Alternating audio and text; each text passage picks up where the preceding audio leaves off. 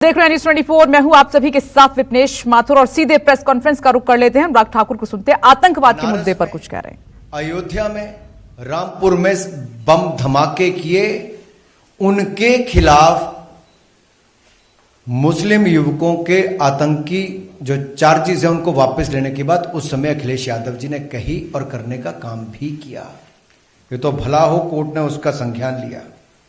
ये यात्रा यही नहीं रुकती। मैं एक और आज जब चुनाव आए तो अखिलेश जी कहते हैं हम अयोध्या में जमीन लेकर देंगे, बनारस में जमीन लेकर देंगे, 5 घर खरीद के देंगे। मुंह में राम बगल में आतंकी, ये अखिलेश यादव जी की सोच है। तुष्टिकरण की राजनीति का एक और उदाहरण आपके सामने देखने को मिलता है। और ये तो जवानों की शहादत पर सवाल उठाते हैं, एटीएस और पुलिस पर सवाल उठाते हैं और आतंकियों को घर पर बिरयानी खाने बुलाते हैं, उनके समर्थकों को बुलाते हैं। मैंने फोटो भी आपको दिखाई, क्या हाल है। इसलिए तो मोदी जी कहते हैं लाल टोपी मतलब रेड अलर्ट। ये लाल टोपी रेड अलर्ट है और इससे बड़ा अलर्ट उत्तर प्रदेश के लिए और क्या होगा। चुनाव के समय उत्तर प्रदेश की जनता को यह तय करना होगा और ये निर्णय भी करना है कि ये समाजवादी नहीं, समाज विरोधी है।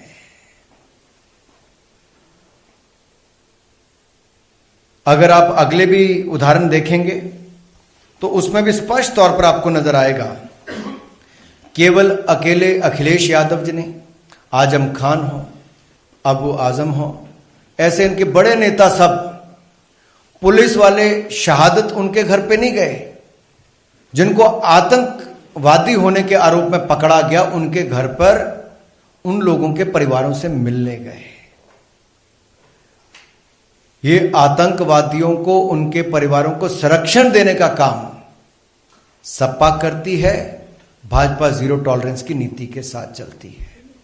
यही नहीं, मोदी जी ने आतंकवाद के खिलाफ जीरो टॉलरेंस को देश के अंदर तो किया ही, मुख्यमंत्री रहते हुए भी, प्रधानमंत्री बनकर भी। मुख्यमंत्री थे तो अहमदाबाद के बम ब्लास्ट, सीरियल ब्लास्ट के खिलाफ कार्रवाई की। 26/11 का हमला हुआ तो मुंबई जाकर स्वयं वहां पर भी गए। और जब प्रधानमंत्री बने तो दुनिया भर के नेताओं के साथ आतंकवाद के खिलाफ जीरो टॉलरेंस की नीति को मोदी जी ने आगे बढ़ाया है और आगे बढ़ाएंगे। पिछले 7 वर्षों में देखिए सैकड़ों आतंकवादियों को मार गिराया। आतंकवादी हमलों को यहां पर अंजाम नहीं देने दिया है। यह भाजपा का जीरो टॉलरेंस आतंकवाद के खिलाफ है।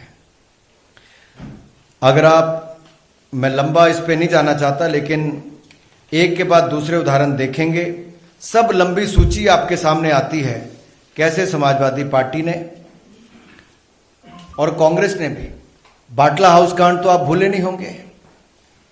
मोहनचंद शर्मा जी, इंस्पेक्टर मोहनचंद शर्मा जी की शहादत पर सपा और कांग्रेस ने प्रश्न चिन्ह खड़ा किया था और कांग्रेस के दिग्गज नेताओं ने कहा था कि सोनिया जी उन गुनहगारों के घरों पर जाकर फूट फूट कर रोई थी, लेकिन सोनिया जी, राहुल गांधी जी के पास शहीद मोहनचंद शर्मा जी के घर जाने का समय नहीं था। ना अखिलेश जी के पास था, न उनके बाकी नेताओं के पास था।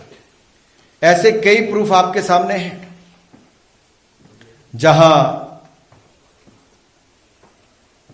रामपुर के सीआरपीएफ कैंप पर अटैक करने के, जहां पर 7 सीआरपीएफ के हमारे जवान शहीद हो गए थे, उसमें भी अखिलेश यादव जी ने उनके केसों को वापस करने की बात कही जो लोग उसमें इन्वॉल्व थे। इसी तरह से ही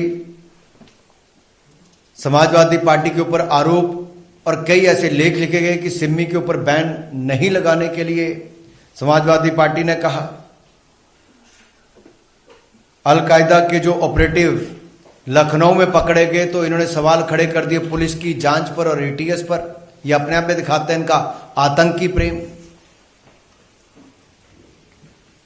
राम नरेश यादव जी हों और बाकी जो नेता हों, उन्होंने तो समय समय पर, मैं बाकियों के नाम लूं, ये सब लोगों ने बार बार कहीं ना कहीं आतंकवादियों को संरक्षण देने की बात कही है। दूसरी ओर भाजपा ने जीरो टॉलरेंस की बात कही। इतना ही कहते हुए मैं अपनी बात को समाप्त करना चाहूंगा, लेकिन एक बात जरूर कहूंगा, ये जो मिस्टर समाजवादी पार्टी है, इनके परिवार का अहमदाबाद सीरियल ब्लास्ट के साथ सीधा कनेक्शन है और सीधा कनेक्शन समाजवादी पार्टी के नेताओं के साथ भी है। इस पर अखिलेश जी से मैं जवाब चाहता हूं, उनकी चुप्पी क्यों है? न्यायालय के जो निर्णय आया है, आदेश आए हैं, उसके ऊपर भी इनकी चुप्पी क्यों है?